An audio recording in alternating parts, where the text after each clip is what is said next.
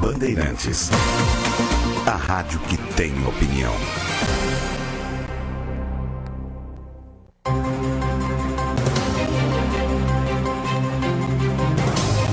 Repórter Bandeirantes.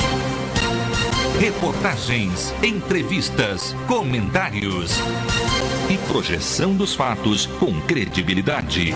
Apresentação: Milton Cardoso.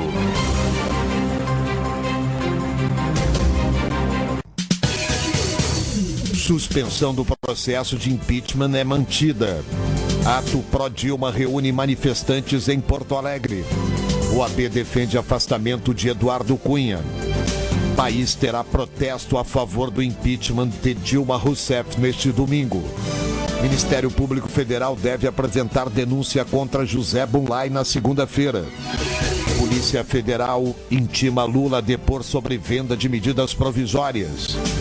Polícia Federal prende presidente da construtora OAS.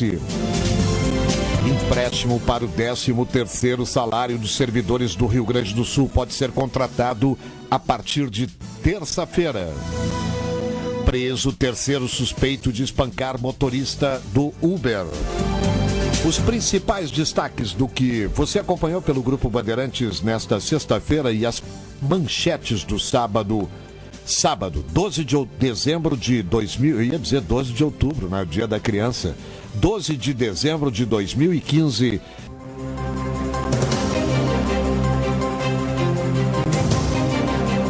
Às horas e 11 minutos, um grande final de semana para você. Muito obrigado pelo carinho, pela audiência. Cada dia eu sei que chega um ouvinte, uma ouvinte nova. Olha, o Novo Hip Hop está apresentando aí números muito bons. Eu quero fazer esse agradecimento e dividir com você, ouvinte da Bandeirantes. Já estamos conseguindo lotar 2 Kombis. Antes era uma, agora já estamos conseguindo lotar 2 Kombis. E eu agradeço, quero chegar na 3ª Kombi.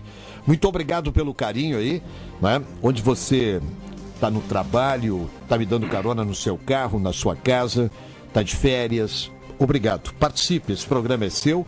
Produzido pela Central Bandeirantes de Jornalismo, de domingo a sexta, das 10 da noite à 1 da manhã.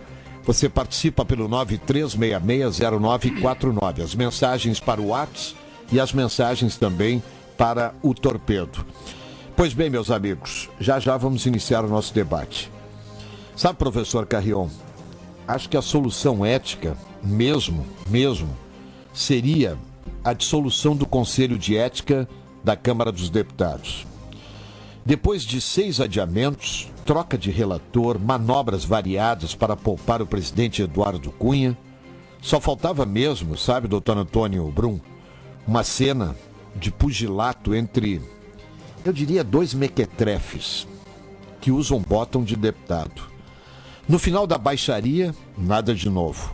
Vejam vocês, pela 6ª vez, o Conselho de Ética permaneceu em branco sem votar sequer a admissibilidade de processo contra o presidente da Câmara por quebra do decoro parlamentar, empurrada agora para o próximo, eu acho que vai para o próximo ano. Da ética, essas reuniões passaram longe. Aliás, muito semelhante às que o plenário da Câmara vem realizando, plenas de manobras, lambanças e também troca de socos. Tudo acontecendo em volta da mesma figura. O canalha, larápio, ô Eduardo, me processa aí, Eduardo Cunha, que até agora não perdeu nenhum entrevero e permanece no exercício de suas funções com seus pezinhos de cabra, né? Movimentando-se em todas as direções.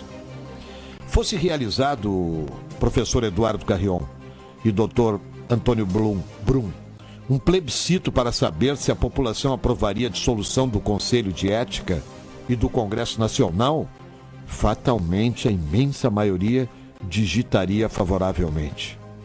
Brasília, olha, meus amigos, Brasília transformou-se em bordel, orgia, num toma lá da cá fantástico, com direito à chave de galão, viu? Pois num jantar, doutor Carrion, de congraçamento natalino na casa do senador Eunício Oliveira, conheço bem, Ele vendia Marmitex na Câmara, lá na minha época, viu, professor? Na década de 80 vendia Marmitex. Hoje é um homem rico, de sucesso, senador. Eunice Oliveira. A ministra da Agricultura, Cátia Abreu, professor, arremessou um copo de vinho na careca do senador José Serra. E eles dizem que só acontece isso na periferia, em bairro, né? Não. Convenhamos, hein? Permanece valendo a máxima de que no Brasil o dia seguinte sempre consegue ficar um pouquinho pior do que a véspera. Vale aguardar o que nos reserva o dia de hoje, apesar de tratar-se de uma sexta, ou melhor, o dia de amanhã, apesar de tratar-se de um final de semana, né? Quando suas excelências voam nas asas do contribuinte para seus estados.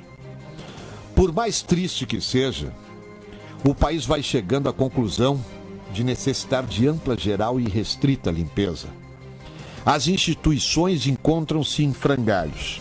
A economia mergulhou nas profundezas e poucos escapam da condenação.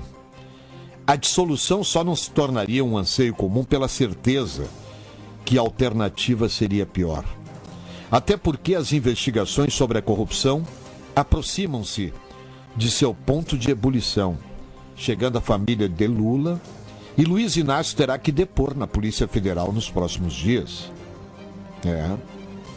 Olha, eu vou usar uma expressão assim lá do Nordeste, porque eu morei lá e gosto muito do Nordeste. Eu tenho o Nordeste dentro de mim também. Esse cabra macho vai acabar em Curitiba, viu? É uma questão de tempo. Enquanto isso, a presidente Dilma perde votos diante de uma hipotética manifestação pelo impeachment, que algum dia virá. Olha, meus amigos, talvez a maior das lições, ou melhor, que a atual crise política na qual o país está mergulhado tenha nos dado, professor e doutor Brum, até agora, é a de que se há um sistema frágil de governo, e o professor Carrion fala muito sobre isso, trata-se do sistema baseado no presidencialismo de coalizão. Quando a coalizão se desfaz, o governo fica sem condições de tomar decisões, a nação para. Ficamos reféns dos embusteiros. O sistema deve ser repensado. A lógica aponta o parlamentarismo como um modelo que se adequaria melhor a um Congresso Nacional multipartidário, né? Por esse sistema, quando há uma crise de confiança no chefe do Poder Executivo, o professor vai falar sobre isso, quando o país se vê diante de uma crise incontornável, o primeiro-ministro pode ser deposto sem o risco de rupturas institucionais e sem um processo dramático como é o processo de impeachment. A confiança se renova de forma mais fácil e rápida, sem que se flerte com soluções drásticas, né? O Brasil viveu duas experiências parlamentaristas no Império entre os anos de 1847 e 1889 e em 1961, após a renúncia de Jânio Quadros. Ambas efêmeras e em circunstâncias peculiares, sem tempo para consolidar uma tendência na política. Nos anos de 1960, o sentido era tão somente enfraquecer o presidente e não reformar de maneira eficiente o sistema político. Em 1993, o tema foi colocado por meio de um plebiscito. Há quem sustente que ele jamais daria certo por causa da distribuição do poder, que historicamente só beneficia alguns grupos.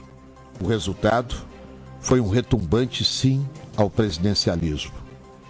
Agora, professor Carrion, a OAB propõe um debate sobre soluções para o país e sugere que o próximo governo, não importa qual, já funcione sob um novo sistema político, o semipresidencialismo, que aumenta a participação e o controle do povo sobre as decisões tomadas nas altas esferas do governo federal.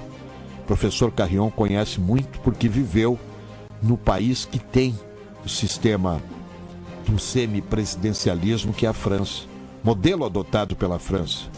O que o país não suporta mais é a convivência com bandidos fisiológicos, cínicos hipócritas, mentirosos, ladrões, larápios que roubam dinheiro, sonhos e projetos de milhões e milhões de brasileiros.